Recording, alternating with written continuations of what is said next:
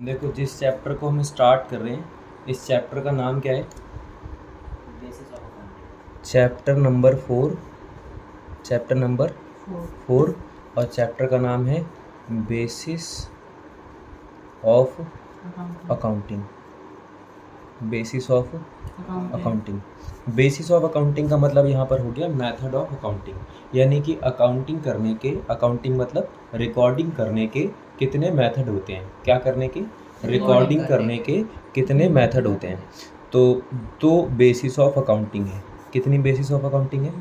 दो basis of accounting है। एक का नाम है कैश बेसिस ऑफ अकाउंटिंग। क्या आपके पास ब्लैक पेन है? जेल नहीं है। Cash basis of accounting. और दूसरी है accrual basis of accounting. Cash basis of accounting और क्या है बोलो? Accrual basis of accounting. भैया कैश बेसिस ऑफ अकाउंटिंग क्या है, अक्रूवल बेसिस ऑफ अकाउंटिंग क्या है, हमें कुछ तो बताओ ये होती क्या है। मैंने कहा देखो, कैश बेसिस ऑफ अकाउंटिंग और क्या है, दूसरा नाम क्या है? Accrual basis of accounting. Cash basis of accounting और क्या है इसका दूसरा नाम? Accrual basis of accounting. Cash basis of accounting में सिर्फ वही वाली ट्रांजैक्शंस रिकॉर्ड होती हैं जिनकी सेटलमेंट कैश में हो गई।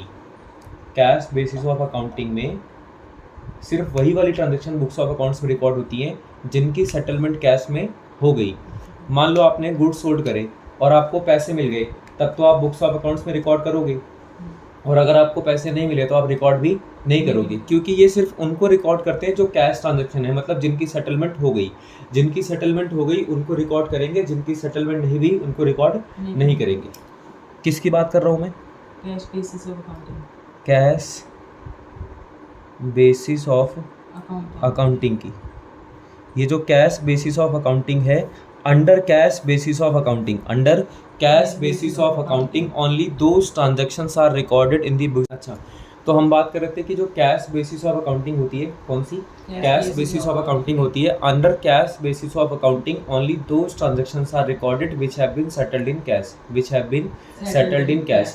जिनकी पेमेंट सेटल हो चुकी है, कैश में सेटल हो चुकी है, उनको रिकॉर्ड करोगे, और जिनकी पेमेंट सेटल नहीं हुई है, मतलब जिनकी पेमेंट अभी नहीं हुई है, उनको बुक्स ऑफ अकाउंट्स में रिकॉर्ड भी नहीं करोगे। Under cash basis of accounting only those transactions are recorded which have been settled in cash. In other words, the transactions which have not been settled in cash are not recorded in the books of accounts.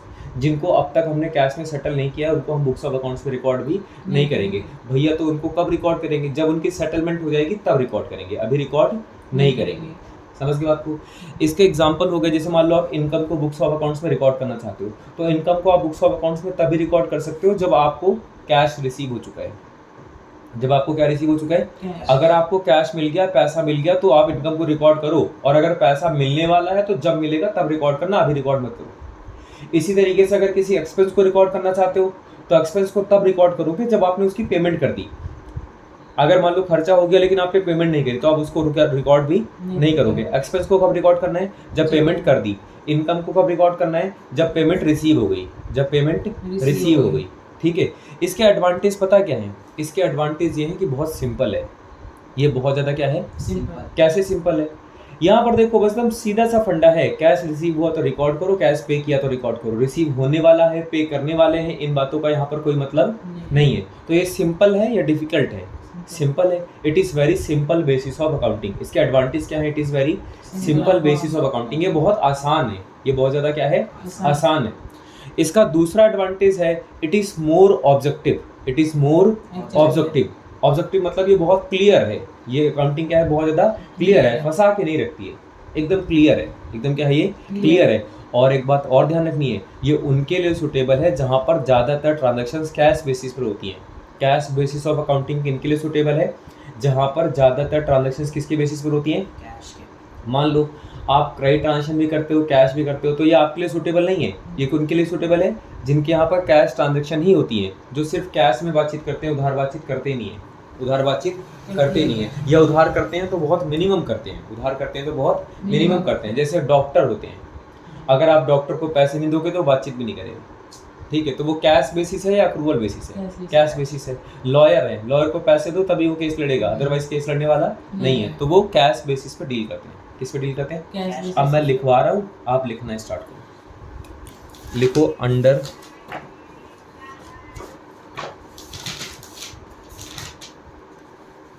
Cash basis of accounting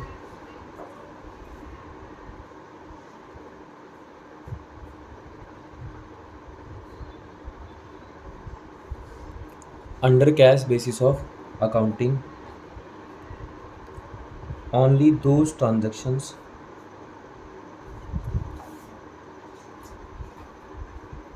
are recorded in the books of accounts.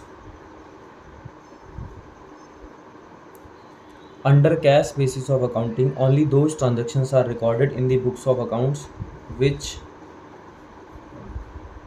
have been settled in cash, which have been settled in cash. फिर आगे लिखो in other words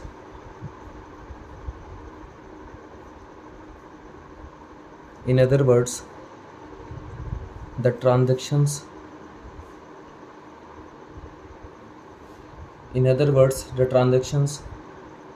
which have not been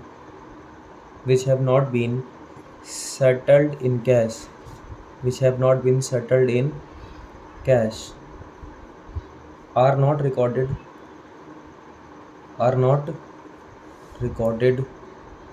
in the books of accounts.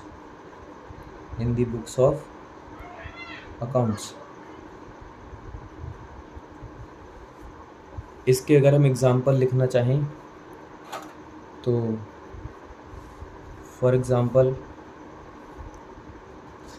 Incomes are recognised,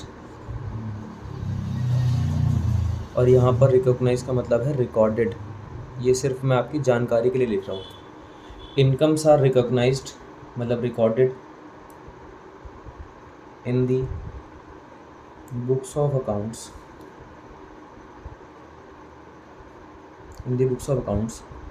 when cash has been received. Similarly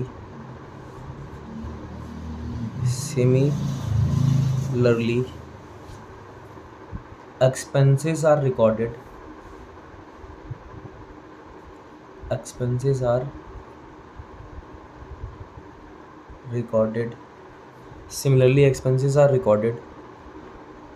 when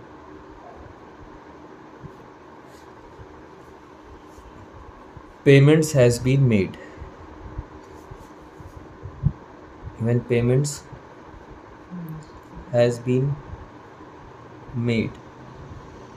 जब हमने उनकी payment कर दी. Income को कब record करना है? जब उनकी पेमेंट रिसीव हो गई. और एक्सपेंसेस को कब रिकॉर्ड करना है? जब उनकी पेमेंट हमने कर दी, है ना. अब हम बात करेंगे इसके एडवांटेज और डिसएडवांटेज की. तो जरा इसके एडवांटेज और डिसएडवांटेज लिखो. हेडिंग डालो एडवांटेजेस.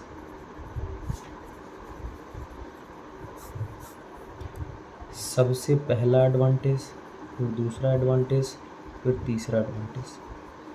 पहला एडवांटेज है it is a simple basis of accounting.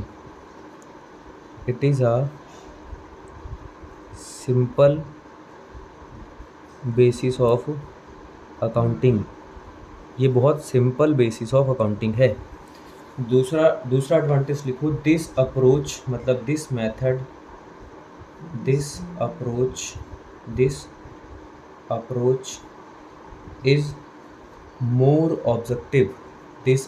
is more objective. ये बहुत क्लियर है क्योंकि इसमें कुछ एस्टिमेट्स नहीं लगाने पड़ते, कोई जजमेंट नहीं करना पड़ता. पैसा रिसीव हुआ तो रिकॉर्ड करो, पे किया तो रिकॉर्ड करो. एकदम ऑब्जेक्टिव है, बिल्कुल क्लियर है, कंफ्यूज नहीं करती. और तीसरा इनके लिए सूटेबल है जो लोग कैश में डील करते हैं कि क्रेडिट पे डील करते हैं. कैश में. लिखो it is suitable for those enterprises it is suitable for those enterprises where, enterprise का मतलब क्या होता है? Business. It is suitable for those enterprises where most of the transactions, where most of the transactions, most of the transactions are on, most of the transactions are on cash basis. It is suitable for those enterprises where most of the transactions are on cash basis. ज़्यादातर transaction कौन से basis पे होती है? Cash basis पे होती है। अच्छा, ये तो इसके एडवांटेज की बात हो गई। अब जरा इसके डिसएडवांटेज पे आते हैं।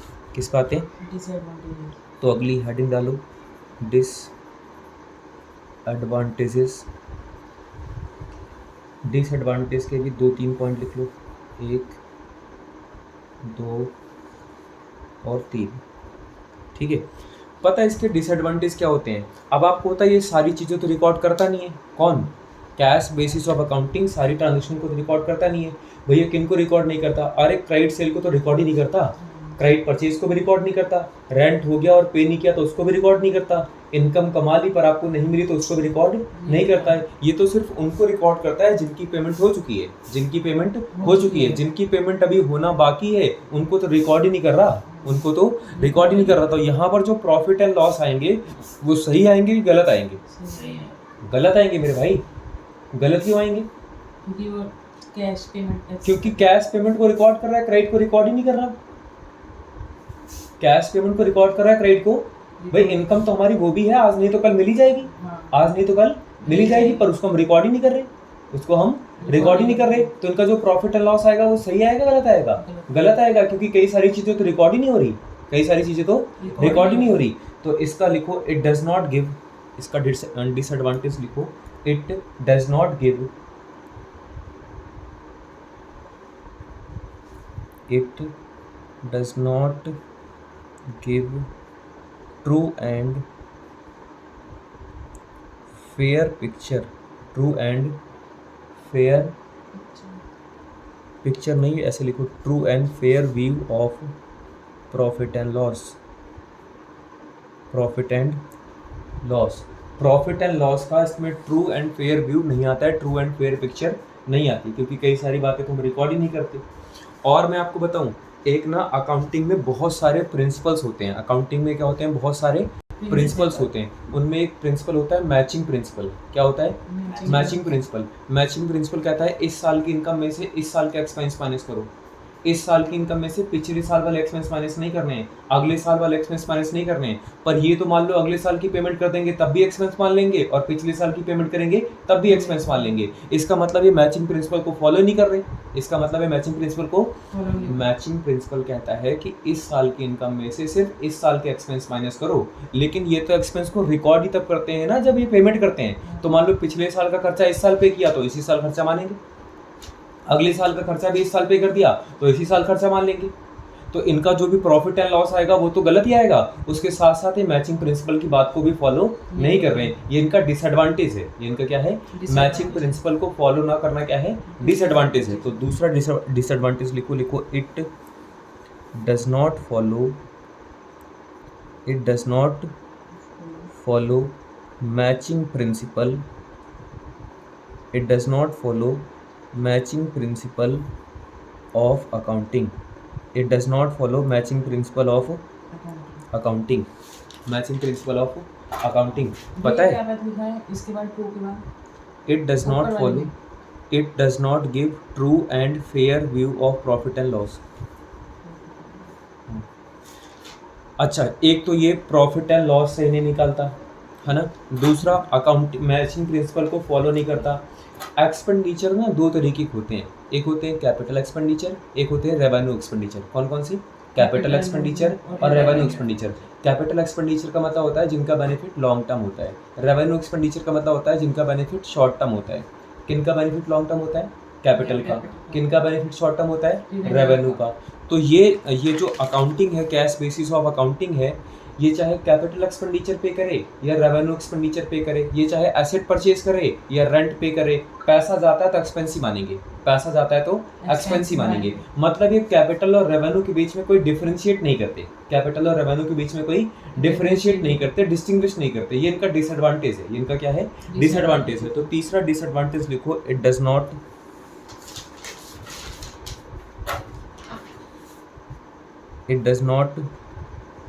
distinguish between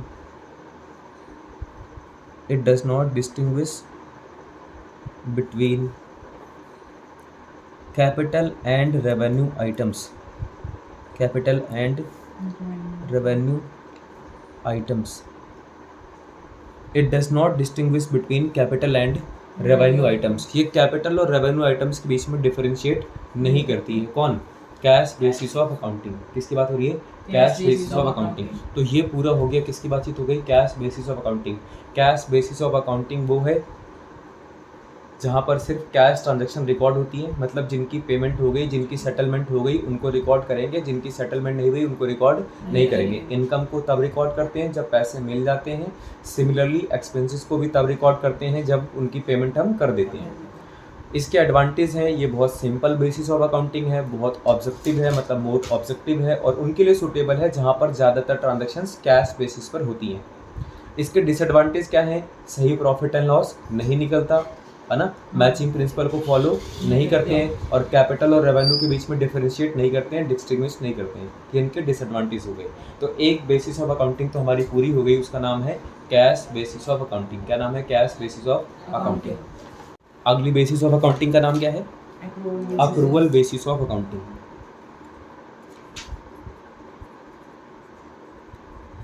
accrual basis of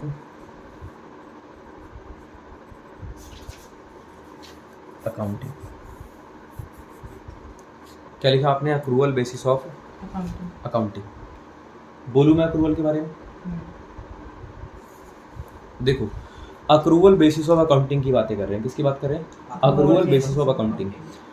cash basis of accounting में तो सिर्फ उनकी वो ट्रांजैक्शन रिकॉर्ड होती है जिनकी सेटलमेंट हो चुकी है। अक्रूवल बेसिस में ऐसा नहीं होता। अक्रूवल बेसिस ऑफ अकाउंटिंग में ट्रांजैक्शन को तब रिकॉर्ड करते हैं जब वो हो जाती है।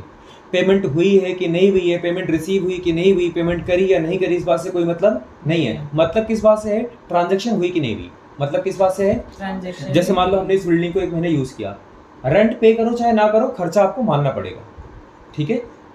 मान लो आप एसी रिपेयरिंग का काम करते हो, तो आपने किसी का एसी रिपेयर कर दिया, लेकिन उसने अभी तक आपको पैसे नहीं दिए। पैसे मिले हो चाहे ना मिले हो, आपने सर्विसेज दे दी ना, सर्विसेज दे दी तो इनकम मान लोगे, सर्विसेज दे दी तो इनकम मान लोगे। मतलब अक्रूवल बेसिस ऑफ अकाउंटिंग में, किसमें? अक्रूवल बेसिस ऑफ अकाउंटिंग में ट्रांजैक्शन को तब रिकॉर्ड करते हैं, ट्रांजैक्शन को तब रिकॉर्ड करते हैं जब वो हो जाती हैं, सेटलमेंट का इंतजार नहीं करते हैं, ठीक है।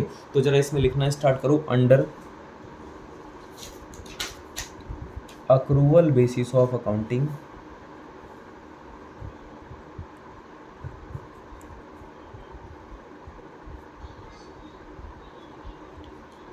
under accrual basis of accounting, a transaction is recorded in the books of accounts, under accrual basis of accounting, a transaction is recorded in the books of accounts when under accrual basis of accounting, a transaction is recorded in the books of accounts when it is incurred, जब ये हो जाती है, ठीक है। Comma करके लिखो, it is immaterial,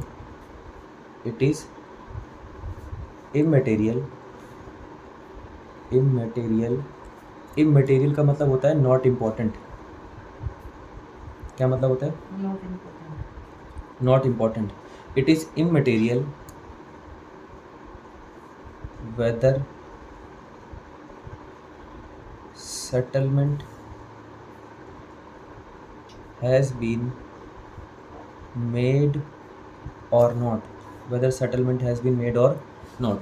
ये मैटर नहीं करता कि सेटलमेंट हुई है कि नहीं हुई है, नहीं। मैटर क्या करता है, ट्रांजैक्शन हुई या नहीं हुई। ट्रांजैक्शन हो गई तो रिकॉर्ड करेंगे, नहीं हुई तो रिकॉर्ड नहीं करेंगे। अच्छा, इसके एग्जांपल लिखो। For example, incomes are recorded, incomes are recorded, incomes are recorded in the books of accounts.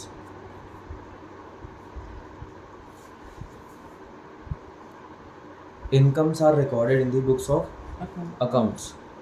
Incomes are recorded in the books of accounts when goods have been sold, when goods have been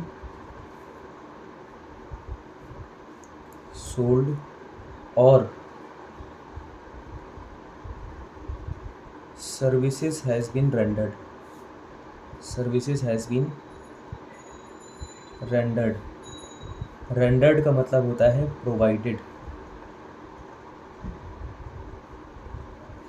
incomes को books of accounts में कब record करते हैं, जब goods sold कर दिए या services दे दी। Payment मिले या ना मिले इस बात से मतलब नहीं है। इट इज इमटेरियल, कॉमा करके लिखो, it is immaterial, it is immaterial, it is immaterial whether, it is immaterial whether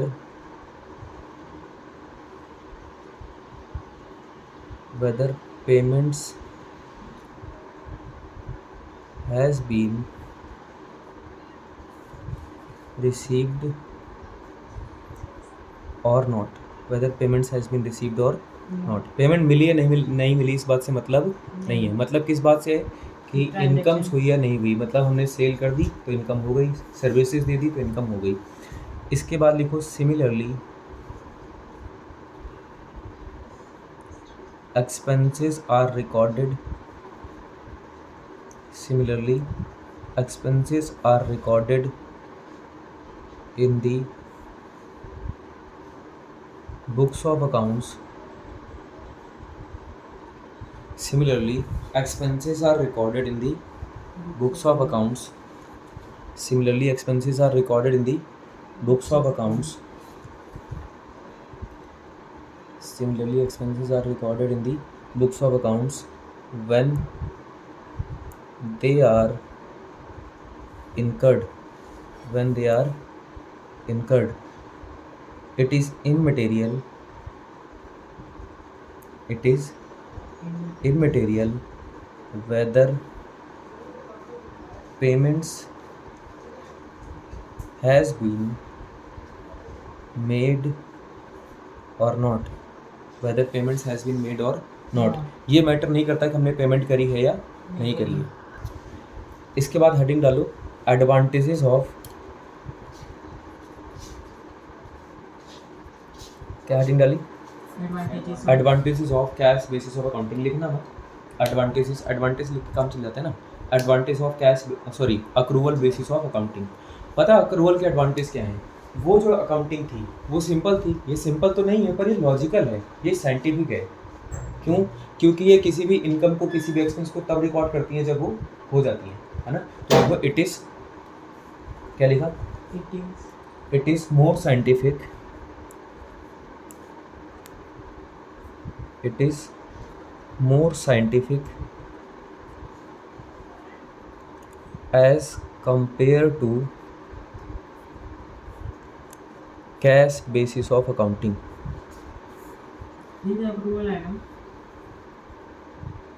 it is more scientific as compared to cash basis of accounting। cash basis की तुलना में ये बहुत ज़्यादा scientific है, logical है। ठीक है, इसका दूसरा एडवांटेज लिखो, it shows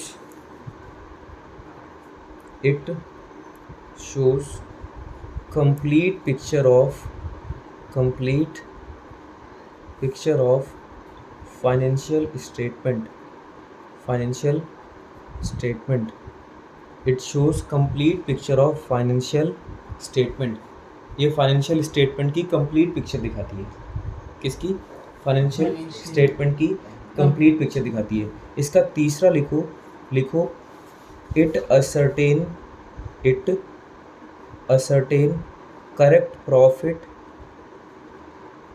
and loss, correct profit and loss, ये सही प्रॉफिट एंड लॉस में निकालती है, ठीक है। इसके डिसएडवांटेज क्या हैं, किसके, अक्रूवल बेसिस के डिसएडवांटेज क्या हैं, डिसएडवांटेज ये हैं बहुत डिफिकल्ट है, ये बहुत ज़्यादा क्या है, डिसएडवांटेज क्या है, बहुत ज़्यादा क्या है, ये डिफिकल्ट है। तो लिखो दिस सिस्टम, क्या लिखा, this system is not as simple, this system is not as simple as cash basis of accounting, this system is not as simple as cash basis of accounting, ये वाला जो system है वो simple नहीं है, ठीक है। दूसरा इसका डिसएडवांटेज लिखो द अकाउंटिंग प्रोसेस, क्या लिखा, द अकाउंटिंग प्रोसेस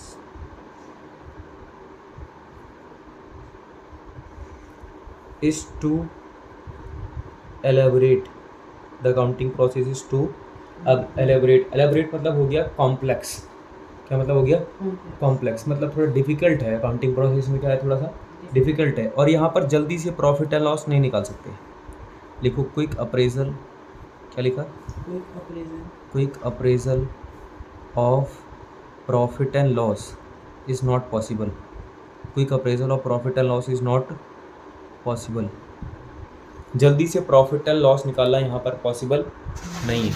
क्या बोला मैंने, जल्दी से प्रॉफिट एंड लॉस निकालना यहाँ पर पॉसिबल नहीं है, कहाँ पर, अक्रूवल बेसिस ऑफ अकाउंटिंग में। इसके एडवांटेज ये थे कि बहुत ज़्यादा साइंटिफिक है, कंप्लीट पिक्चर दिखाती है फाइनेंशियल स्टेटमेंट की, सही प्रॉफिट एंड लॉस निकालती है, लेकिन डिसएडवांटेज क्या है, सिंपल नहीं है, अकाउंटिंग प्रोसेस बहुत कॉम्प्लेक्स है, और क्या है, जल्दी से प्रॉफिट एंड लॉस नहीं निकाल सकते, quick appraisal of profit and loss is not possible, जल्दी से नहीं निकाल सकते, ठीक है। तो दोनों खत्म हो गए।